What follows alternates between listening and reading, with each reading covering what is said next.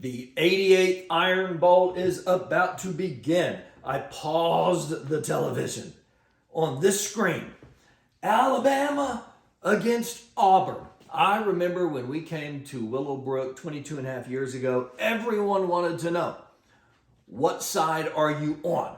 Are you Bama or Auburn? Come on, Pastor, pick a side. I wisely said, I am going to be on the side of the Dallas Cowboys.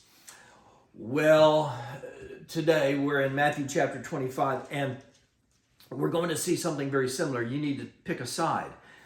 In this case, we're choosing not between Alabama or Auburn. We're choosing between the sheep or the goats. And really, we're choosing between Jesus and the world. If you choose Jesus, you're one of the sheep. If you reject him, then you're one of the goats. And the ramifications are going to be a whole lot worse than losing a game. The ramifications will be eternal, as you will soon see. We're going to look at a judgment in Matthew 25, starting in verse 31, between the sheep and the goats. My wife, who was filming, will remember when I was in college, I was a youth minister, and for whatever reason, the teenagers used to love to sing the song that went like this. I won't sing the whole song. They would sing, I don't want to be a goat. Nope. I don't want to be a goat. Remember that, Jan? Because a goat don't got no hope. Bad grammar. And then they'd start singing, I want to be a sheep. Bah. I just want to be a sheep. Bah. Okay, you get it. I'll go ahead and start the scripture as opposed to a corny song. Verse 31, when the Son of Man comes in his glory and all the angels with him, he will sit on his glorious throne. So we have Jesus coming again. This is at the end of the tribulation period. And it mentions angels being by his side. And he's sitting on his glorious throne. That means that this is a reference to the millennial kingdom that we read about in Revelation chapter 20. This is the 1,000-year reign of Christ upon the earth. Battle of Armageddon, Jesus comes, and then a 1,000-year reign. Verse 32, all the nations will be gathered before him, and he will separate the people one from another as a shepherd separates, here it is, the sheep from the goats. It mentions all of the nations. Don't think about Italy, Germany, Mexico. Think about people, because what he mentions here is that the people will be separated.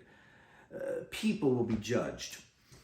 Just as a shepherd separates the sheep away from the goats. Now, this is not the great white throne judgment that we read about in Revelation chapter 20. That happens at the end of the millennial kingdom. This happens before the millennial kingdom. This judgment is for those people on the earth when Jesus comes again after the battle of Armageddon and before the 1,000-year reign of Christ on the earth. There will be this judgment. He separates them, the sheep from the goats.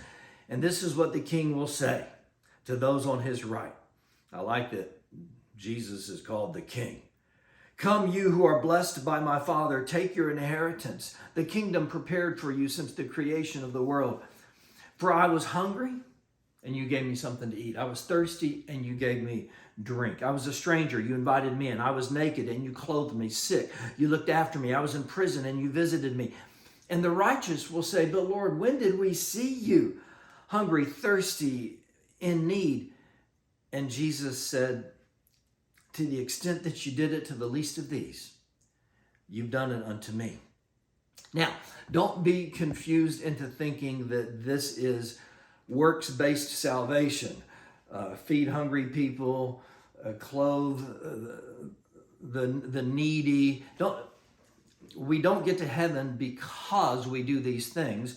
Back up in verse 34, he says, the kingdom prepared for you since the creation of the world. It is our faith in Jesus Christ that has prepared for us a home in glory. So all of these good deeds, they're not the root of salvation, it's the fruit of salvation. If you really are saved, you'll do these things. Then he will say to those on his left, to the goats, depart from me, you who are cursed, into the eternal fire prepared for the devil and his angels. That's verse 41. Notice the contrast.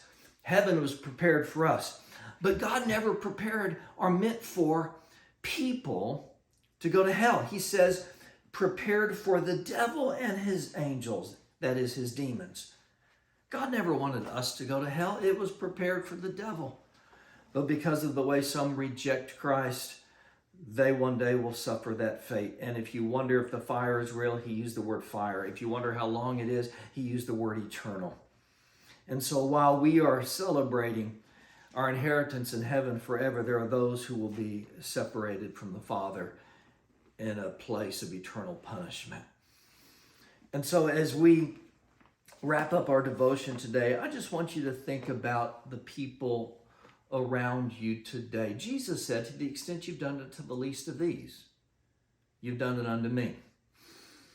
I have a relative named Jan Mullenix, and on vacation, she kept falling behind.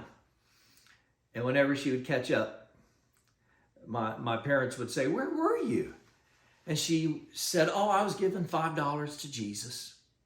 And about the second or third time she said that, they realized she was giving money to some homeless people, some needy people on the street. But in her mind, she was giving it to Jesus. To the extent that you've done it unto the least of these, Jesus said, you've done it unto me. So why don't you do a good deed today for somebody? And as you're doing it, just imagine you're doing it for Jesus.